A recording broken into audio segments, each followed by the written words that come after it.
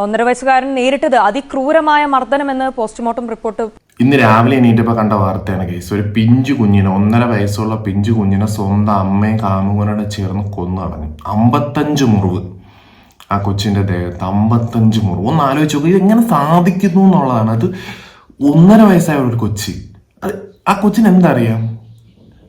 ഒന്നും തിരിച്ചറിയാൻ പ്രായത്തിൽ കൊന്നുകളയാണ് ഈ 2 എണ്ണം കൂടെ, ഈ 2 അതിൻ്റെ മക്കളൂടെ അറസ്റ്റ് ചെയ്തു. പക്ഷെ ഒരു ഉപയോഗമില്ല. ഇവിടുത്തെ നിയമപ്രകാരം കുറച്ച് ദിവസം കഴിയുമ്പോഴത്തേക്ക് ജാമ്യം കിട്ടും. ജാമ്യം കിട്ടി ഇവർ പുറത്തിറങ്ങും. എന്നിട്ട് ലക്ഷക്കണക്കിന് പെൻഡിങ് കേസുകളാണ് കോടതിയിൽ ഇപ്പോഴും കിടക്കുന്നത്. അതൊക്കെ കഴിഞ്ഞിട്ട് ഇവരെ എന്ന് ശിക്ഷിക്കാനാണ് എനിക്കറിയില്ല. ഈ 2 നായിൻ്റെ മക്കളെ ചെയ്യേണ്ട കാര്യം എന്താണെന്നറിയാമോ? കിട്ടിയ ഉടനെ ചെവരി ചേർത്ത് ഉരയ്ക്കണം. എന്നിട്ട് 55 മുറിവാണ് ആ കൊച്ചിന്റെ ദേഹത്തുണ്ടാക്കിയത്. അതുപോലെ 10,000 മുറിവ് ബ്ലേഡ് വെച്ച് കീറി ഈ 2 എണ്ണത്തിന് ദേഹത്തുണ്ടാക്കിയിട്ട് ഉപ്പും മുളകൂടെ അതിലിടണം. എന്നിട്ട് സൂചിയിട്ട് കുത്തണം.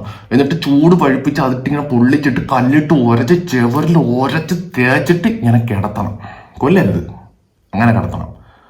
അപ്പോഴേ ആ പിഞ്ചു കുഞ്ഞ് 55 മുറിവെന്ന് പറയുമ്പോൾ, ഒരു മുറിവ് വരുമ്പോൾ വേദന നമുക്കറിയാം. അപ്പൊ 55 മുറിവെന്ന് പറയുമ്പോൾ കൊച്ച് 1.5 വയസ്സ് എന്തെല്ലാം സഹിച്ചു കാണുമെന്ന് ആലോചിച്ച് നോക്ക്. മനുഷ്യന്മാരുടെ കാര്യത്തിൽ മാത്രമേ ഇങ്ങനെ നടക്കുകയുള്ളൂ. ഒരു മൃഗങ്ങളോ അല്ലെങ്കിൽ വേറെ ഒരു ജീവികളും ഒരു കാരണവശാലും സ്വന്തം മക്കളെ ഒന്നും ചെയ്യില്ല. ഇവിടുത്തെ നിയമം പറഞ്ഞിട്ട് കാര്യമില്ല.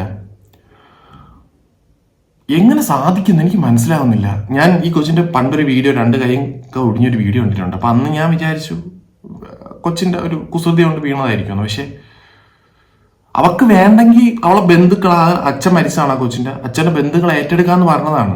കൊടുത്തുകൂടായിരുന്നോ? വേണ്ടെങ്കിൽ ഞാൻ കൊടുക്കുക. എത്രയോ ആൾക്കാര് കുഞ്ഞില്ലാതെ വിഷമിക്കുന്നുണ്ട്. നമ്മളെ നാളത്തെ എങ്ങനെയാ ഇപ്പൊ എനിക്ക് മനസ്സിലാവുന്നില്ല.